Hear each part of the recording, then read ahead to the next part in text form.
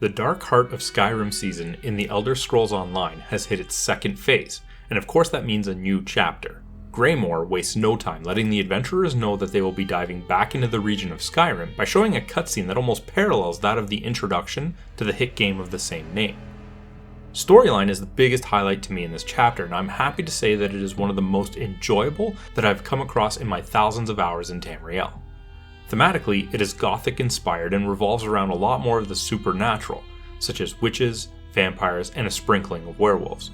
Of course, they aren't just sitting around relaxing. They are threatening all of the citizens that inhabit the new questing zone of Western Skyrim. The story begins a lot less focused, with the main antagonists not even making themselves known for the first few hours. This has been somewhat of a topic of contention between fans, but I firmly believe that it is purposely done in order to build up a feeling of suspense and intrigue. As you lead your allies, such as series favorite Lyris Titanborn, and one of my new personal favorites, Fëanorian, through the exploration of the land and plot, you feel as though you are actually uncovering layers to the events rather than having them just spread out before you. The world design is once again fantastic, with Western Skyrim being beautifully recreated to reflect a version that is at the same time familiar to players of the previous single-player game, while also possessing expected differences for taking place 1,000 years earlier. You'll run into locations like Solitude that are laid out exactly as remembered, and then others like Morthal that are a fraction of the iteration they will become.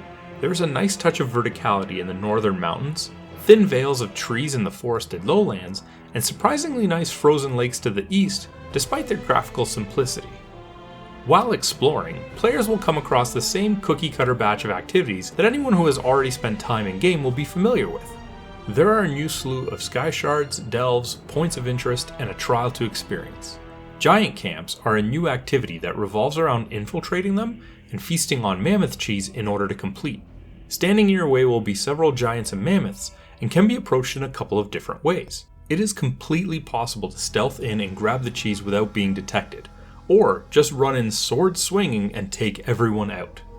Harrow Storms are the new public events that have been added and are probably my least favorite in the game's history. Lore-wise, they are manufactured storms that harvest life energy while also turning those unfortunate enough to get trapped within into Harrow Fiends. In practice, they are just chaotic fights against waves of enemies that culminate in a boss fight. I mostly just got frustrated by all the instant deaths that came from the Harrow Swarm attack that I rarely ever saw coming. Compared to Dark Anchors, they just feel like they go on forever and lack the majesty or strategy of fighting a dragon. Also, I have yet to complete one where it seemed that the loot was even worth the effort. All of these activities are not simply confined to Western Skyrim, as almost half of the playable area in this new chapter is in the underground region of Blackreach. This just might be my favorite locale in the entirety of Tamriel. While cavernous, it feels absolutely sprawling, and upon entering presented me with the biggest sense of awe that I have felt since the Lord of the Rings Online's Mines of Moria expansion. It plays the same as any other zone, but really goes to show how much visual fidelity can be lent to even a cave system. One of the biggest changes that have come with the base patch was the overhaul of the vampire skill line. Personally, I've been running my main as a vampire for about the last 2 years, and my reaction to the changes can be summed up very simply. Forevermore. You have no doubt sinned greatly due to your affliction, but fear not, Arkay's grace can purify you, if you truly desire forgiveness. I am now a werewolf. Since this expansion contains no new classes, the last thing that should be discussed is the new Antiquities system, which consists of 2 minigames. You can find leads to an item from almost anywhere, which opens up the ability to scry for its location. This first minigame requires you to connect certain dots by connecting them through a channel of tiles that share the same symbol.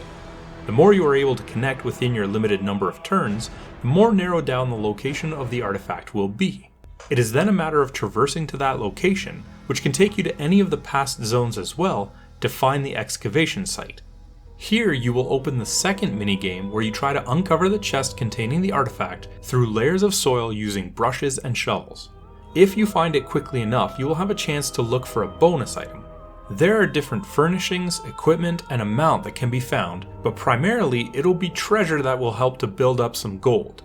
It's a decent pastime, but will need to be expanded on to have legs for the long haul. Overall, I absolutely love the content found in Greymoor, and can easily recommend it to players who love picking up what ESO's putting down. That being said, however, there is absolutely nothing in this chapter that will convert a player who has been put off by the same old, same old. Also, if paying full price, this chapter is also a bit thin on the amount of content one would expect from a typical MMO expansion. In regards to the quality of the content that is there, The Elder Scrolls Online Greymoor earns an 8 out of 10. Hey, did you like that video? If you did, be sure to let us know by clicking the like button and leaving a comment.